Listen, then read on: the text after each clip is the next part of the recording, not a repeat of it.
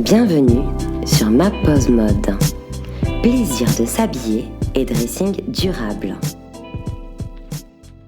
Salut, c'est Sonia.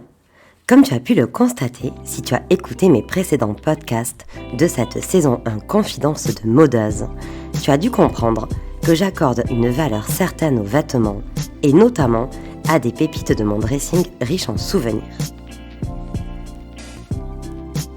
En replongeant au temps de mon adolescence dans l'épisode 5, le thème des vêtements de sport m'est aussi apparu comme un sujet à aborder. De par leur technicité, une recherche de confort et potentiellement de performance, les vêtements de sport ont sûrement aussi de la valeur pour toi. Cela, sans oublier leur style ou encore certaines marques qu'on aime plus que d'autres et qui nous donnent, je trouve, encore plus de motivation dans la pratique de sport qu'on apprécie. L'habillement en général occupe une place chère à mon cœur. On parle d'habit habitat, dans le sens confort, protection et seconde peau. Et j'aime aussi l'expression habit, habité, car l'habit reflète qui nous sommes, prolonge notre être et notre personnalité, ou même un état d'être. Nos tenues vestimentaires délivrent en effet un message, tant par rapport à nos styles qu'aux couleurs ou aux coupes choisies. Rappeler la valeur et les pouvoirs des vêtements est selon moi un moyen agréable, fun et ludique afin de lutter contre la mode jetable. Oui, cette mode de piètre qualité, au confort souvent moins garanti et dont les coupes et les matières ne nous mettent pas vraiment en valeur dans la plupart des cas. La mode jetable manque aussi selon moi de ce supplément d'âme que l'on retrouve chez des marques ou créateurs plus investis, plus créatifs, plus engagés et à la fois heureux et fiers de nous faire découvrir leurs univers en toute transparence. Fabriqués en masse, dans des lignes trop standardisées, sans véritable respect de l'humain qui participe aux créations ou de la planète, la mode jetable ne fait point rêver. À moins que pour toi, le fait qu'elle soit vendue à des rythmes et fréquences effrénés, et donc synonyme de plein de nouveautés, te suffise pour oublier ces pauvres coulisses et te satisfasse parce que toi tu aimes cette nouveauté accessible au détriment de ce qui se trame dans l'ombre. En prenant de la hauteur et en me penchant sur mon histoire passée, je me rends de plus en plus compte qu'une tenue, un vêtement ou un accessoire peut réellement nous marquer. Je souhaite ainsi communiquer et défendre la valeur de nos habits bien choisis. J'estime que des choix plus réfléchis et plus qualitatifs par rapport à qui on est, à ce qu'on veut véhiculer avec son image, aux coulisses des marques ou encore au choix des matières, des coupes, des couleurs, etc. augmente et prolonge ce potentiel et ce sentiment de créer encore de plus beaux souvenirs futurs avec nos vêtements. Pensez à la valeur d'usage, à la valeur ou au potentiel émotionnel plutôt qu'au prix d'un habit, change notre prisme de perception. En matière de vêtements de sport, la technicité, la recherche de confort et de performance s'ajoute à la notion de style ou de marque comme des caractéristiques déjà établies ou à bien définir avant d'acheter. Ces attributs techniques sont pour moi la valeur première d'une telle pièce à considérer.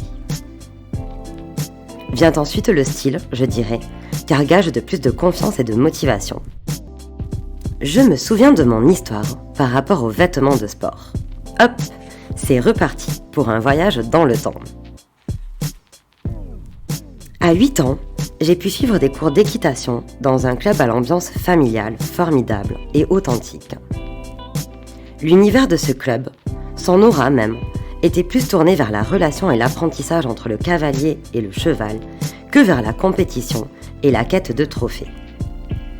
Un cadre idéal pour moi qui préfère depuis toujours la collaboration à la compétition. J'ai évolué dans ce club jusqu'à mes 16 ans.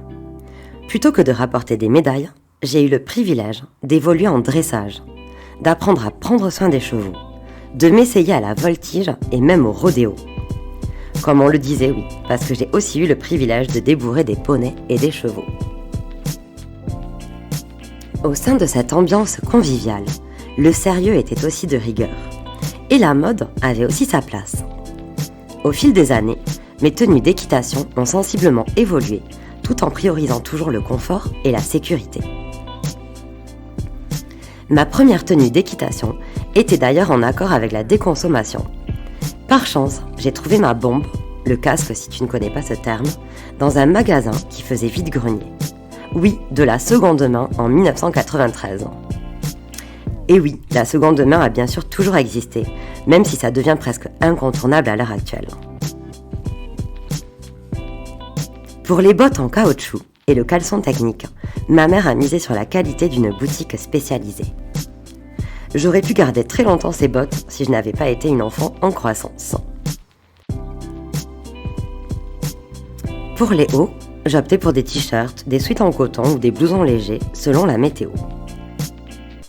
Vers mes 10-12 ans, je dirais, une mode nouvelle s'est invitée dans le milieu équestre.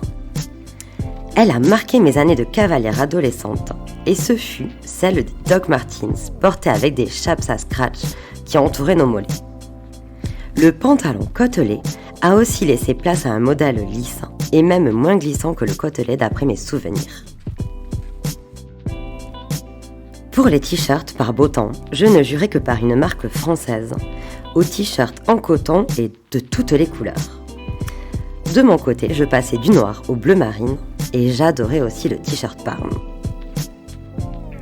Tels étaient donc mes looks de cavalière à la mode, allant style personnel, appartenance à un groupe, en adhérant à ses tendances, et surtout ne reniant point sur la sécurité, le confort et la performance. Au passage, ma bombe achetée en seconde main m'a suivi toutes ces années d'équitation. À mes 8 ans, elle était un peu trop grande, et l'astuce était d'ajouter du papier journal à l'intérieur. Comme l'intérieur était doublé de satin et élastiqué, c'était plutôt facile. Si ça peut être utile pour quelqu'un, je partage. Ce fut une astuce durable et économique pour moi.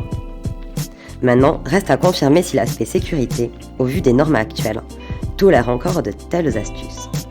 Parce que oui, dans les années 90, les temps étaient plus cool qu'aujourd'hui, où la sécurité est de plus en plus contrôlée, et cela pour mieux nous protéger, aucun jugement bien entendu. Mon entrée en 6e a aussi été marquée par des activités sportives, dont la gymnastique, que j'ai pratiquée 1 an avec ma copine Magali. Je me souviens encore de son juste au corps coloré, que je trouvais hyper stylé. De mémoire, Magali et sa cousine faisaient aussi de la gymnastique dans un club réputé. D'où mon intérêt, plutôt ardent par rapport à son juste au corps. Bref, de mon côté, j'ai eu la chance de pouvoir porter un juste au corps bleu nuit satiné et rehaussé d'un effet côtelé, gage d'un beau relief, tout en sobriété et élégance du bleu nuit uni. Je l'associais à un caleçon noir classique, mais aussi satiné et lumineux. Mon juste au corps, je l'ai gardé longtemps et je l'ai même retrouvé chez ma maman lors d'un gros rangement durant la crise Covid-19. Il était signé de la marque Crate et d'une douceur irrésistible, en plus de son élasticité technique nécessaire. Une parfaite seconde peau de gymnaste en herbe qui s'initie à cette discipline complète. En me souvenant de ce juste au corps, il me reste encore de beaux souvenirs en mémoire. Souvenirs de sa douceur et même de son odeur caractéristique, qui venait de sa matière peut-être, ou du parfum de la boutique. Mais l'odeur ayant duré quelque temps, je pense que cela était peut-être plus lié à la confection. Cette boutique de la ville d'Auch était spécialisée dans les vêtements de sport qualitatifs. Elle a fermé depuis cette époque, mais elle fut clairement l'antre du shopping pour les sportifs occitans en recherche de technicité, de performance et aussi de style. Ce juste au corps me rappelle aussi les bons moments passés avec Magali, avec qui on se rendait à la gym en vélo, moi avec mon VTT et elle avec son BMX. Au final, la coordination et moi n'étions pas les meilleurs amis. L'esprit de compétition n'était pas déjà mon carburant. Alors après 1 an, j'ai arrêté la gym pour me concentrer plus sur l'équitation. J'avais aussi suivi quelques cours de judo avec la tenue de judoka prêtée par le club. Une tenue typique, de caractère et incontournable des judokas qui a aussi marqué mes souvenirs en lien avec la valeur des vêtements de sport.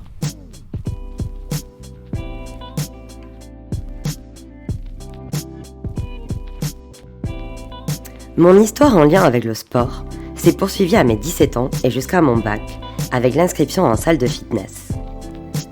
Pour le coup, je ne me souviens pas trop des tenues fétiches ou de coups de cœur à cette époque. Je crois que je mettais plus de valeur sur mes tenues de lycéenne et aussi de boîte de nuit, car je sortais déjà.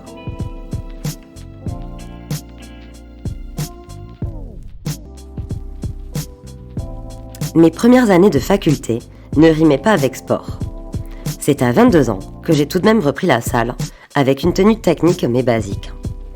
Je n'y suis restée qu'un an, car le rythme était trop soutenu, entre la fac, les loisirs, la vie de couple, les amis, un job à temps partiel, etc.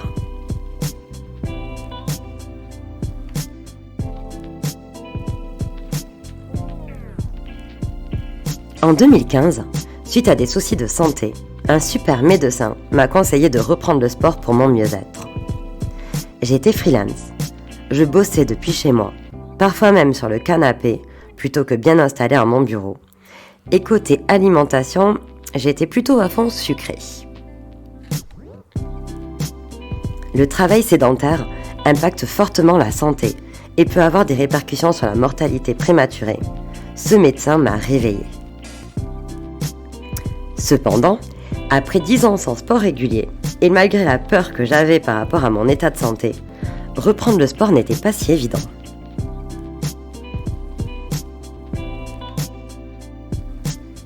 En tant que freelance, j'ai plus de liberté pour me libérer du temps pour moi et j'ai choisi le matin au réveil pour me consacrer au sport. Course à pied tranquille au parc ou sur les berges et un peu de renforcement musculaire, tels furent mes premiers pas. Je constate que le choix de mes tenues de footing ou de fitness a beaucoup joué sur ma motivation et aussi mon confort. Côté performance aussi certainement, mais je pratique plus le sport pour rester en santé, pour la forme, et non les formes comme je me plais à le dire, parce que je demeure encore une bonne vivante, même gourmande qui ne se prive point, et ne sait finalement jamais vraiment priver, même si c'est trop gras ou trop sucré pour certains. Enfin, je tiens quand même à préciser que je mange aussi sain et que j'ai aussi retrouvé le goût pour la cuisine maison et les bons aliments naturels afin de cultiver un minimum d'équilibre pour ma santé aussi. Bref, je m'éloigne du sujet des vêtements de sport et de leur valeur.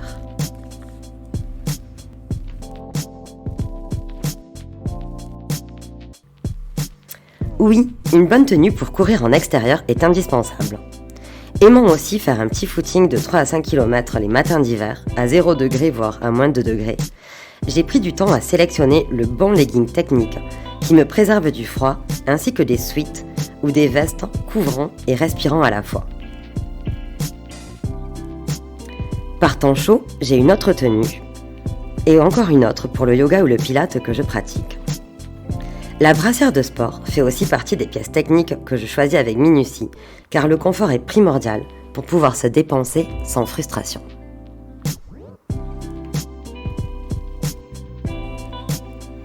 Le choix des baskets, l'amorti, le côté respirant, etc. a aussi été une étape cruciale de mes sélections de tenues de sport. À mes débuts en course à pied, j'avais des chaussures de course plutôt classiques. Et aujourd'hui, j'ai 2 paires Special Running, bien plus légères avec plus d'amorti, de puissance, de rebond. Bref, un plaisir décuplé pour entretenir ma forme ou plutôt mieux équilibrer ma vie de travailleuse, encore sédentaire et gourmande.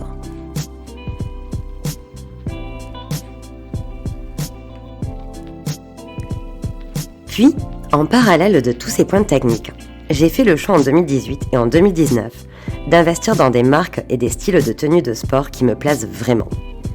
J'achète souvent par ensemble, car j'aime cultiver un minimum d'harmonie, même si rien d'absolu.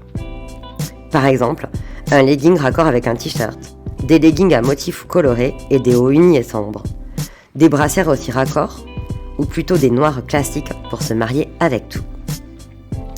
J'ai aujourd'hui 4 ou 5 ensembles différents, achetés au gré de mes évolutions de pratique. Course à pied, pilates, salle de sport ou sport à la maison, pour un peu de renfort ou de cardio, yoga, stretching, trampoline. Et depuis peu, je m'essaie même au qigong.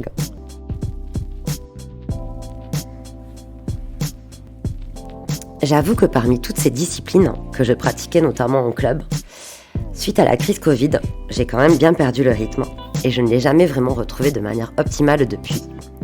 Ma blessure au pouce, début septembre dernier, m'a aussi bien freiné dans mes élans et ma motivation. Mais justement, depuis hier matin, j'ai repris le sport en salle, suite à l'ouverture d'une salle juste à côté de chez moi. Je suis ravie d'avoir saisi cette opportunité et j'espère cultiver un meilleur équilibre sportif pour mon bien-être corporel et aussi pour mon esprit. Le sport était un pilier de mon quotidien en 2019, alors place à de telles